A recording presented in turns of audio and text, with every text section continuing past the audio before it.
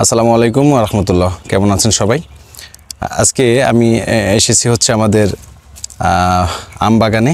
আপনারা স্ক্রিনে যে আমটা দেখতে পাচ্ছেন এটা হচ্ছে আমাদের ব্যানানা ম্যাঙ্গো আম। মাশাআল্লাহ এটা খেতে অনেক সুস্বাদু, দেখতেও কিন্তু দারুণ। তো আজকে আমি আপনাদেরকে আমাদের ব্যানানা ম্যাঙ্গো আমের বিষয়ে কিছু তথ্য দিব। এই আমটা কেমন, এই আমটা বাজারজাত করলে এটার কেমন দাম পাওয়া যেতে পারে, এই আমটা সুস্বাদু কিনা, সব বিষয়ে আজকে আমি আপনাদেরকে তথ্য দেওয়ার চেষ্টা করব। আমি জানি না যে ক্যামেরায় আপনারা কতটুকু দেখতে পাচ্ছেন, প্রতিটা গাছে কিন্তু ভরপুর আম, জাস্ট ভরপুর আম প্রতিটা গাছে।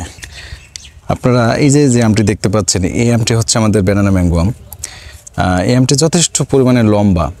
আমরা গত বছর এই আমের প্রোডাকশন পেয়েছি এবং আমরা পাকা আমগুলো দেখেছি যে আমগুলো পর্যাপ্ত পরিমাণে মিষ্টি এবং এই যে আমের ভিতরে যে হচ্ছে আঠি যেটা থাকে এটা মোটামুটি একদম নাই বললেই চলে, এত পরিমাণে পাতলা, এত পরিমাণে চিকন। এবং আমের যে উপরে যে খোসা যেটা সেটা একেবারে পাতলা, একদমই পাতলা। এটা আসলে আমি অনেক জাতের আম দেখেছি, কিন্তু এই জাতের আমটা যে প্রচুর পরিমাণে মিষ্টি এই আমটা। আমরা যদি অন্যান্য আমের সাথে এই জাতটার যদি একটু কম্পেয়ার করি, তো সেক্ষেত্রে বলবো যে আপনারা চাইলে কিন্তু কমার্শিয়ালি এই আমটি কিন্তু আপনার বাসাবাড়ির ছাদে হোক, অথবা আপনি যদি মনে করেন যে কমার্শিয়ালি প্লট আকারে করবেন তো করতে পারেন, এটা ভীষণ লাভজনক। আমার কাছে সব থেকে ভালো যেটা লেগেছে সেটা হচ্ছে আমটা প্রচুর পরিমাণে ধরে। এই যে আপনারা একটা গাছ দেখতে পাচ্ছেন, আমি যদি আপনাদেরকে পুরো গাছটা দেখাই, গাছটা কিন্তু খুব যে একটা বড় গাছ তাও কিন্তু না, খুবই ছোট একটি গাছ, কিন্তু কয়েকটা ডাল আছে। এই যে একটা চিকন একটা গাছ, এই গাছে কিন্তু একটা দুটা তিনটা মাত্র চারটা ডাল, চারটা ডাল থেকে প্রায় হচ্ছে এই আমগুলো এসেছে চারটা ডালে। আমি যদি স্পেসিফিক আপনাদেরকে এটা বলার চেষ্টা করি বা বোঝানোর চেষ্টা করি যে আমটা এই গাছে কত কেজি আম এসেছে, তো আমি বলবো এই যে আপনারা যে আমটি দেখতে পাচ্ছেন, এই আমটি কিন্তু মাত্র 45 দিন বয়স হয়েছে।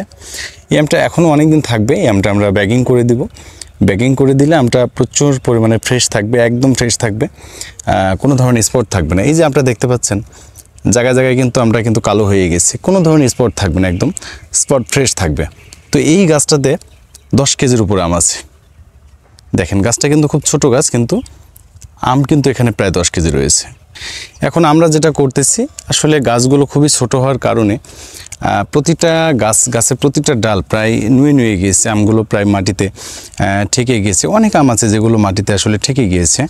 আমরা এখন কি করছি, প্রতিটা আম যেন মাটিতে যেন না ঠেকে যায়, এই জন্য প্রতিটা আমের গাছে আমরা বাঁশের বাতা দিয়ে একটা ব্যালেন্স করব যেন আমগুলো মাটিতে না ঠেকে যায়। এর পাশাপাশি আমরা প্রতিটা আমকে ব্যাগিং করে দিব।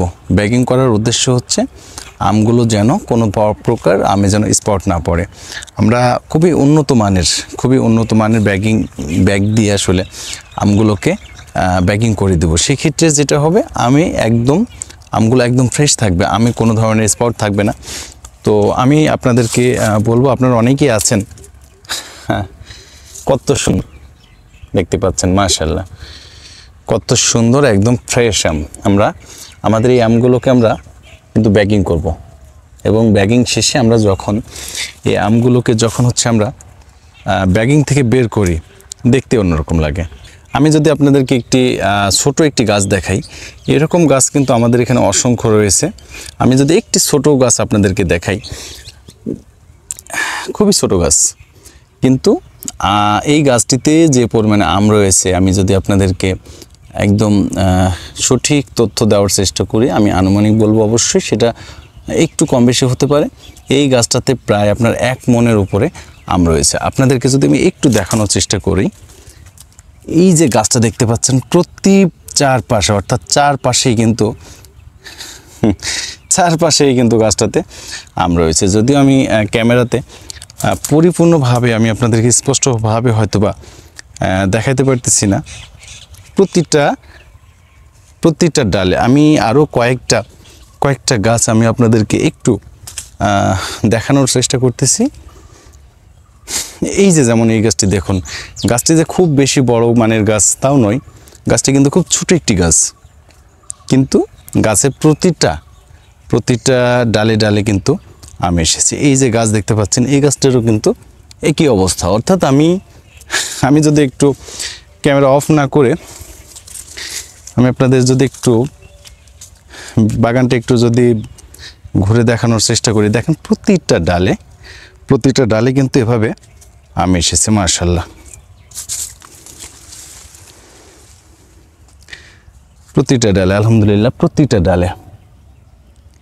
এই যে আমগুলো দেখতে পাচ্ছেন, অনেক আম আপনারা দেখতে পাচ্ছেন যে আমগুলো আসলে আম বড় হচ্ছে, ওজন বাড়তেছে, যার ফলে কিন্তু আমগুলো অনেকটা দেখতে পাচ্ছেন যে মাটিতে কিন্তু নুয়ে পড়েছে। অনেক আম আছে যেগুলো কিনা আসলে মাটিতে ঠেকে গিয়েছে। এই লক্ষ্যে মূলত আমরা আসলে বাঁশের বাতা দিয়ে আমগুলোকে একটু সেভ করার চেষ্টা করব। তো আমি আপনাদেরকে একটা গুরুত্বপূর্ণ একটা তথ্য দেই। এটা হচ্ছে ব্যানানা ম্যাঙ্গো আম। এই আমটি আপনি বাংলাদেশে খুব যে সচরাচর বা প্রতিটা বাগানেই যে আপনি দেখতে পাবেন ব্যাপারটা এরকম নয়। এটা খুবই নতুন জাতের আম। এটা হয়তোবা আপনি প্রায় প্রতিটা বাগানে পাবেন না। অন্যান্য লোকাল জাতের যে আমগুলো রয়েছে, আম্রপালি রয়েছে, অন্যান্য জাতের যে আমগুলো রয়েছে, আমরা কিন্তু আমাদের বাগানে এভাবে লোকাল নর্মাল কোনো জাতের আম কিন্তু আমরা রাখি নাই। আমাদের এখানে ব্যানানা ম্যাঙ্গো আছে, গৌরমতি আছে, বাড়ি 4 জাতের আম আছে, অসংখ্য নতুন নতুন জাতের আম রয়েছে। দেখতে পাচ্ছেন প্রতিটা ডগায় কিন্তু আম রয়েছে। যাই হোক দর্শক, আজকে ভিডিওটি এ পর্যন্ত শেষ করব। পরবর্তীতে আমাদের বাগানে অনেক ধরনের ফল আপনি পাবেন। ড্রাগন আছে, আম আছে, অনেক জাতের আম আছে। সব মিলিয়ে ইনশাল্লাহ পরবর্তীতে আরও নতুন নতুন ভিডিও নিয়ে আপনাদের সাথে আমি আসবো ইনশাল্লাহ। পরবর্তী ভিডিওতে আপনাদের সাথে আবারও দেখা হবে। সে পর্যন্ত আপনারা সকলে ভালো থাকবেন, সুস্থ থাকবেন। আমার চ্যানেলটি সাবস্ক্রাইব করে দিবেন, কারণ